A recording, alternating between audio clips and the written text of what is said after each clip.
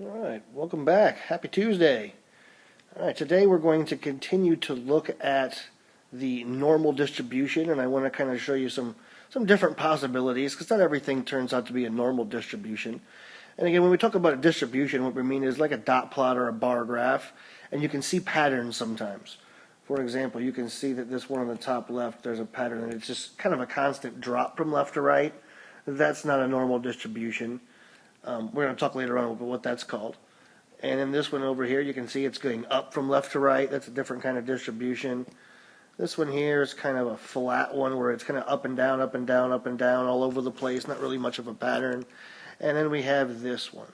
This is the normal distribution. And what you can see is that right here in the middle, that is where we have our median and our mean and our mode all at the same time. That mean, median, and mode in a normal distribution all ends up right there in the middle. So I think I kind of jump back and forth sometimes between median and mode and our mean here in that middle spot. But that's why. They're all the same. All right, so what we're going to be doing is breaking it down a little bit more for these normal distributions. And something called the empirical rule. It only works for normal distributions where we're going to get that bell curve. What it says is that about 68% of the data lies within one standard deviation of the mean, or median, or mode. All of those things, again, are in the middle. So that's a lot. That's roughly 2/3 of the data lying really, really close to the middle. And then about 95% of the data lies within two standard deviations of the mean. That's nearly everything. And then about 99.7% of data lies within three standard deviations of the mean. Anything more than three standard deviations of the mean would be the official definition of an outlier. That's that 0.03 per 0.3% of things that would be past that three standard deviations. All right, and again, so some symbols. We have that standard deviation symbol that we learned about yesterday. And then we also have a symbol for what's called the sample mean. Sample mean is where we take the mean of an actual specific group of numbers. So we did a sample. What did the kids get on their algebra test or something? And we found the mean. So that would be a sample mean. Again, a mean coming from an actual sample of information. And then we all have that which I just talked about, where we talked about the mean, median, and mode all being essentially equal. They might not be exactly equal, but they should be extremely close, and that's what that little squiggly equal sign means. It means about equal. All right, so here it is in a graph. All right, so here we in the middle, we have our mean or our median, whatever that number is. And as we go to the right, you can see that we're adding one standard deviation, whatever that is, and then a second standard deviation, and a third standard deviation. And as we go to the left, we're minusing one standard deviation, and then minusing another standard deviation, and then minusing another standard deviation. So again, the same pattern is going to happen in all of our graphs.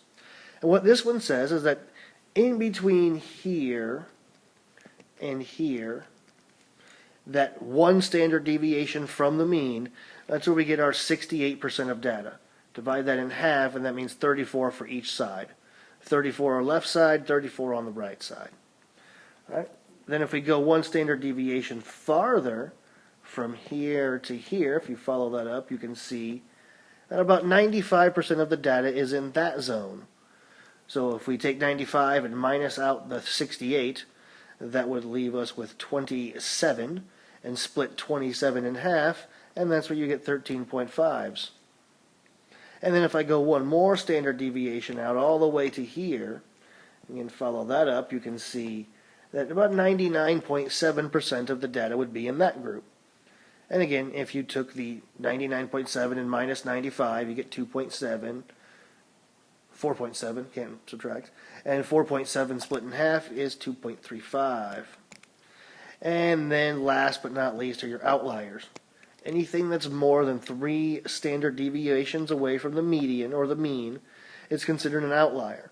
And that would be, again, if you took 100% minus 99.7, you'd get 0.3. Split that in half, and you get 0.15. So again, these numbers kind of come from somewhere. They're not just made up. But the fact that somebody found this exact pattern is what's pretty amazing to see. And the pattern pretty much holds true. It's pretty crazy. All right, so let's look at an example of what your work will be today. All right, so we've got this particular graph. It's already been drawn out. And we can see that right here in the middle, that's the top. That's our median or our mean. And then we're going, a standard deviation must be 5. So in this particular problem, our standard deviation is 5. As you can see, as you go to the right, you're counting by 5s. As you go to the left, you're counting down by 5s. So that's our standard deviation. All right, so the first question. What percent between 35 and 45? So we want to know what percent of people scored between 35 and 45. So 35 starts here, and 45 is here. We want to know what's the percent in between. So we just have to add those two numbers. 2.35 plus 13.5. And that's going to give me 15.85%. That's the percentage of the data that lands in between a 35 and a 45. All right, next one. What percent scores are 55 and over? So find where 55 is. That's right here. And over. That means adding everything to the right, including that outlier section. So that would be the 13.5 plus the 2.35, which we just did that a second ago, 15.85, plus another 0.15. So if I do that, that ends up being exactly 16%. 16% of the people scored more than 55 on this particular whatever it is. And then lastly, if n equals 250, and that n always means the number of people in your sample. So you have 250 people that did whatever this was. How many people scored over 55? So if there's 250 people, and we're talking about how many people scored over 55, we just did that in part 2, 16%. We would just times those numbers together. The 250 people times the 0.16 for 16%. So if I did that, I would end up with 40. Since that's no decimal, I know I'm exact. So 40 people scored in that zone. All right, again, these are just ways that we analyze data. And again, you'd be amazed at how many things come out to be normal distributions and fit this bell curve, like students' grades at school, I-STEP test scores, SAT scores. They use this for quite a lot of things that you don't even understand or realize. So it's a pretty important one. All right, let me know if you have any questions. Good luck.